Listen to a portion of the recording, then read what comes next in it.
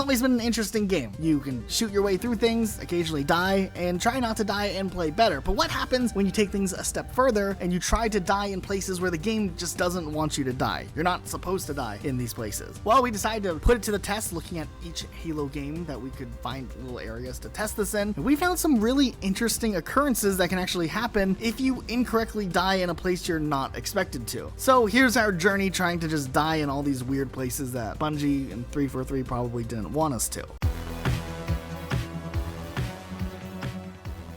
Okay, we have a lot and we're gonna go fast, so let's start on Halo Combat Evolved Anniversary. If you use the Acrophobia skull, we thought right away we could just slam into a wall and instantly die in the first area as soon as the game begins, but that actually doesn't work, as Acrophobia and slamming into walls isn't nearly as sensitive as it is in later Halo games like Halo 3, ODST, or Reach. So we weren't able to get a cheap death right away, but fortunately enough, the ceilings here are high enough, so if you fly up and just drop yourself, eventually you can die from the fall damage. So that's one death just to fall damage right here. More interestingly enough, while you're waiting for this guy to move along with the tutorial, we found that if you slam into this corner, you can die, like as in dying from splattering. It seems like you have to slam in a specific way with the angled geometry in Combat Evolved in order to actually get the splatter to work when you're using the Acrophobia skull, but it was an interesting set of deaths that we were able to pull off just in this first room alone. We were hopeful that this guy that usually dies from this explosion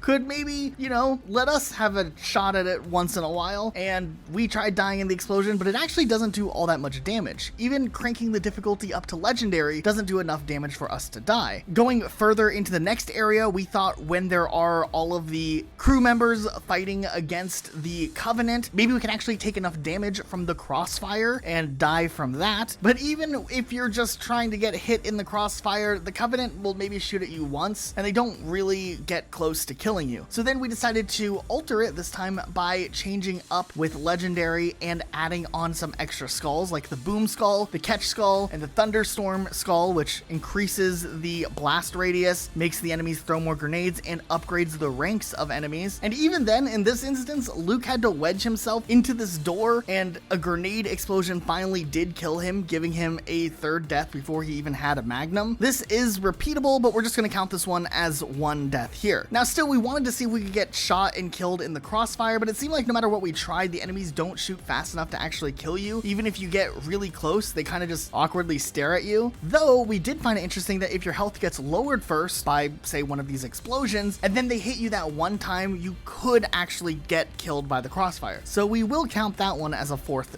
death too. Then in Combat Evolved, there are other instances where some weird things can happen in cutscenes, which definitely aren't places where you're supposed to be able to die. Like for instance, on Silent Cartographer, we had this instance where one of us died during the cutscene, and it just led to some really weird things going on. Also on the level Assault on the Control Room, if you're flying your Banshee in fast enough, you can accidentally splatter Master Chief in the cutscene. It would lead to a really interesting alternate universe in Halo, but I'm pretty sure it's not supposed to happen. Okay, so this next one is actually kind of interesting, but we found this really old video from 2007 on the level Silent Cartographer, where in the cutscene when Master Chief walks onto the bridge, if there's a warthog parked right at the edge of where Chief is trying to stand, there's a chance he'll just teleport forward and fall into the void. You may remember earlier this summer, it was a big talking point as to whether or not Halo 2 could be completed lasso deathless, but on the topic of deathless runs, a lot of people did start their own runs on Cairo Station, skipping the armory, as the armory is just a tutorial level and shouldn't actually count. However, this level totally does count, and it is part of Halo 2's story, and you can actually die on this level, so it should be required for any full playthrough runs. Just with the Acrophobia skull, we weren't able to get a death right away because splattering doesn't work the same way it does in Halo 3's Acrophobia or ODST onwards, and we couldn't do the fun thing where we flew up high and fell to our death. We even tried getting crushed by the door, but we didn't have any luck there. It pushes you inside. We tried a few other things like wedging boxes into the doors, hoping that it would destroy us, but we didn't have luck there either. But after the elevator ride, there is this trash can in the corner, and Luke kept jumping onto it and kind of bounced a little bit, and eventually he got killed there. Also, while testing some more, we forced Johnson into this corner and he just disappeared right in front of us and teleported. It was just worth bringing up. But even without acrophobia, just because our go-to is testing things with acrophobia, there are actually a lot of different ways you can end up dying in this room. And it is really interesting how something simple like a tutorial level has other little tricks and tidbits about it where you can end up dying here, even if it's definitely not a level you're intended to supposed to die on. And more casual players like us might not be able to find these tricks right away, but historically speaking, people have found interesting ways to die on this level. This next one has been a little bit contentious when it comes to things like challenge runs or speed running, but on Halo 2's High Charity, you can fly to the end with acrophobia or do the flood flying trick. But either way, when you get to the end and activate that final cutscene, you technically end up dying in the cutscene because the level hasn't loaded properly and you just fall through the floor. So a few years ago, General Kid did a video on what would happen if the Arbiter died in a cutscene in Halo 2. Basically, the way Halo 2 cutscenes work is that there are actual player models spawned in and they can take damage when being shot at. So if you're playing on Legendary and you throw the Anger skull on along with the That's Just Wrong skull, in the cutscene where the Heretic leader shoots at the Arbiter, he can actually die. And what happens is then the character model just kind of freezes in place and doesn't move, and when it cuts back into the level, the Arbiter is fixed again, but it's still super interesting. General Kid would then go on to try this again in later cutscenes, like when Miranda Keyes shoots at the Arbiter with her dual SMGs, and he doesn't actually die, but he does lose shields here. So General Kid did some light modding and increased the damage output just to see what would happen, to also see if the Arbiter would actually die, and interestingly enough,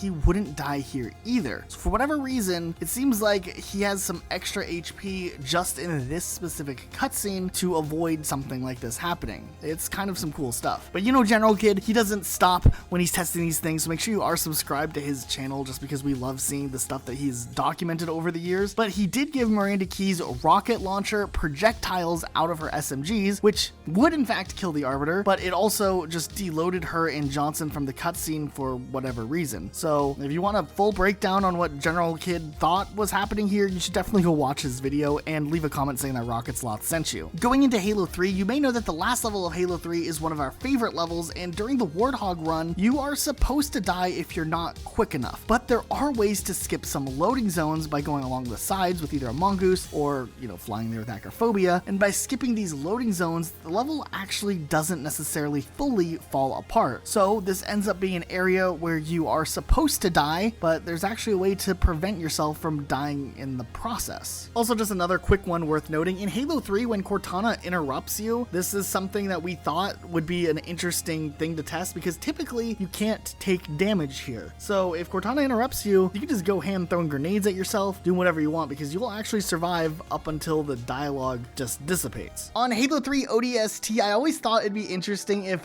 Rookie just leaped out of his pod and then just died. Now, this isn't something that normally happens, though if you have the acrophobia skull, you can have a little bit of an extra downward speed and die instantly, which probably isn't intended for you to die in the game before you have a chance to even grab a medkit. On Coastal Highway, when I was trying to learn that crazy speedrunning route, I was playing with Dim one night, and we found pretty much the exact opposite of dying where you're not supposed to, where instead Dim was dying over and over and over again in an area where I don't think we were even supposed to be. So he was dying where he was supposed to die, but a lot. I don't know. I thought it was worth putting in this video. We've also had it where manipulating the loading zones on Coastal Highway have had some really interesting things happen. We've had Dare drive the Oliphant off into the abyss somehow under the map and was just free falling until eventually Virgil died or something, and that reverted us back, but technically that counts as a death because it makes us go back to the last checkpoint. Not exactly the same situation, but in our ODST speed run with acrophobia on Kikawani Station, if I'm flying over the map and I go too fast sometimes, it would just instantly kill one of our teammates. A lot of the times we're better at it now where they just take damage, but it is interesting how just everyone being forced respawned in one quick area at a high speed can cause some instant collision damage at the very least, or a death. In Halo Reach, there is, for whatever reason, when you respawn in the level where you're flying around in the longswords, the ability to just jump out if you hold down the button right when you respawn. So we've realized that that's kind of interesting. I don't think we're supposed to be able to just eject freely into space and then